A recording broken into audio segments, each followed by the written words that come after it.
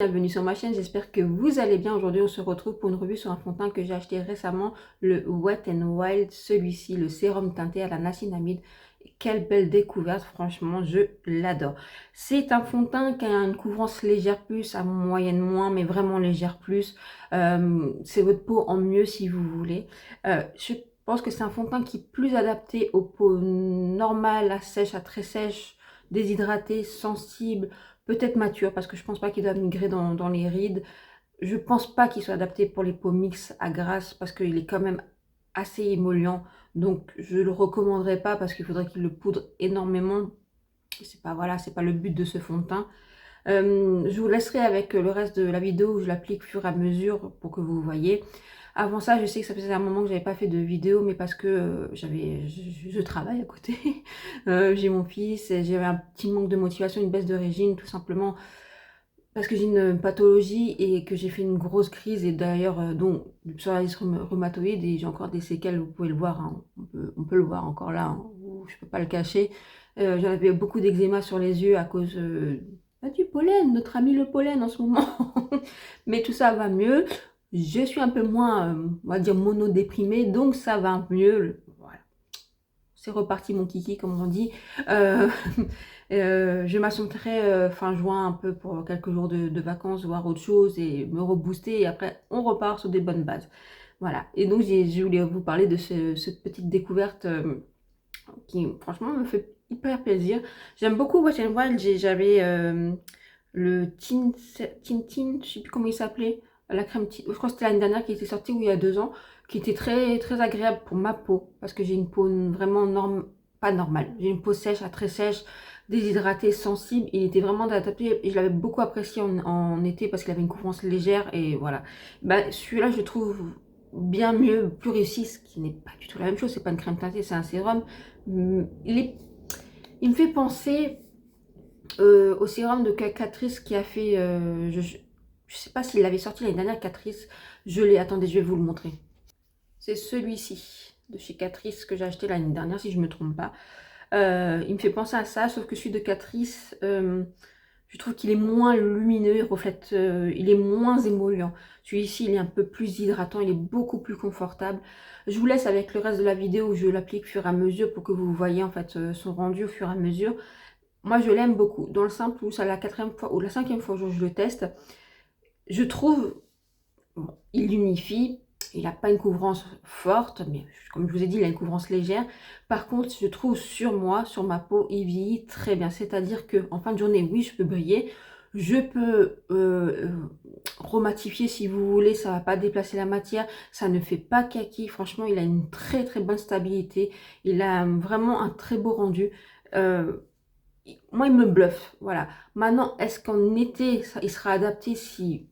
Bon, on arrive, on arrive tout doucement en été, mais quand il y aura des fortes chaleurs, est-ce qu'il sera adapté? Est-ce que ça va pas trop briller? Est-ce qu'il va pas migrer? Ça, je sais pas, je testerai. Mais en tout cas, je peux vous dire, je l'ai porté presque 10 heures d'affilée.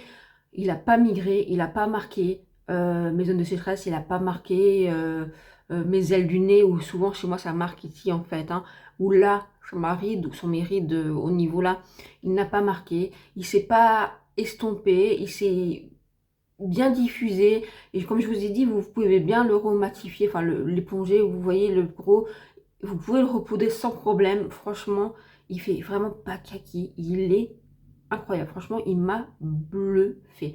Wet n Wild, c'est la 2e fois qu'il me bluffe sur un produit. Voilà, petit prix en plus, petit prix, je crois que je l'ai payé aux alentours de 9 euros. Je ne me trompe pas, sur Amazon. Je ne vais pas vous dire de bêtises. Donc vraiment une belle découverte. Je vous laisse avec le reste de la vidéo et vous me direz en commentaire qu'est-ce que vous en pensez. Un côté sans le fond de teint, un côté avec. Vous pouvez voir qu'il unifie avec une couvrance légère. Il a un très joli glow, je trouve. Appliqué sur l'ensemble de mon visage, il unifie très bien, il a un très joli glow, il a une couvrance légère. Qu'est-ce que vous en pensez? Je le trouve pas trop mal, j'aime beaucoup ce rendu. Je l'utiliserai un peu plus quand j'aurai moins de rougeur. Bronzer Chic Lime et blush Maybelline, voici leur rendu. Je trouve ça très beau. Vous en pensez quoi? Poudré, j'ai rajouté du bronzer et du blush poudre. voici le résultat, j'aime beaucoup. Ça suisonne bien.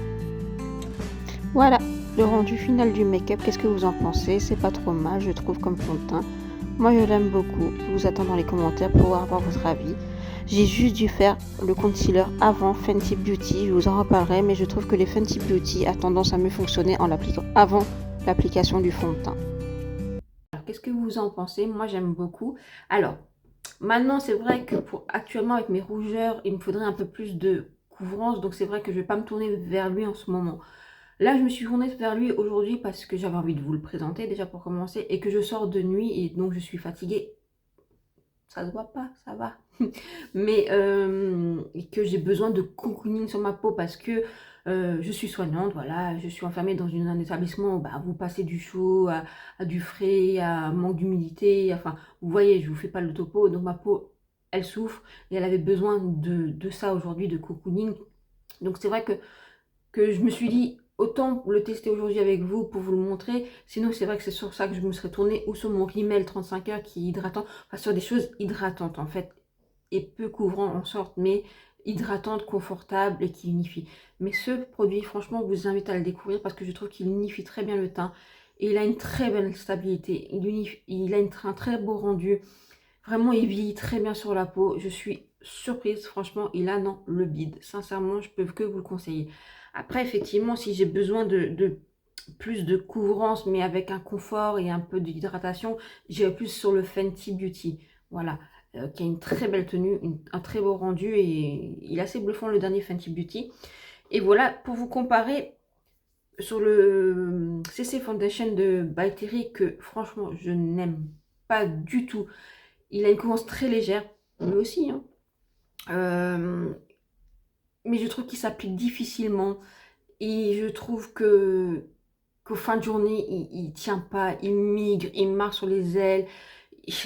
Il est vraiment pas beau sur ma peau. Vraiment, il est pas top. Et pourtant, on vous dire, c'est quelque chose qui pourrait être super sur ma peau sèche, mais non.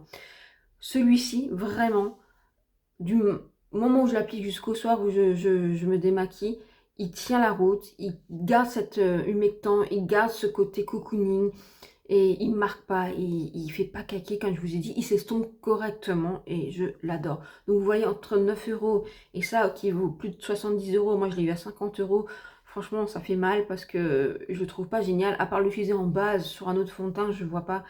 Et même je trouve qu'il est difficile à appliquer alors que celui-ci il est fastoche à appliquer, vraiment. Voilà, à choisir, foncez plutôt sur cela que ça. Si vous recherchez quelque chose de léger, plutôt ça que ça. Maintenant, c'est vous qui décidez, c'est vous qui choisissez, c'est à vous de voir. Après, j'ai vu qu'il y en a que ça fonctionnait très bien. Par contre, celui-là, je trouve que même en fin de journée, sur certaines zones de mon visage, il marquait. Alors que celui-là, pas du tout. Voilà. C'était une petite update, voilà. Qu'est-ce que vous en pensez de ce fond de teint? Celui-ci, c'est vrai que ça fait longtemps que je ne l'ai pas testé. Le retesté depuis l'été dernier, le Catrice. Je vais le remettre en action pour voir, pour comparer. Voilà, c'est ce genre de texture que j'aime bien en été, plus léger, plus, voilà. Et celui-là, en été, je sais que l'année dernière, j'ai trouvé qu'il tenait bien. Mais j'essayerai celui-là cet été pour voir s'il tient bien. J'espère que cette vidéo vous a plu. Si oui, likez, abonnez-vous, partagez. Je vous attends dans les commentaires. Dites-moi si vous l'avez testé. Si vous avez d'autres produits à me recommander dans ce style.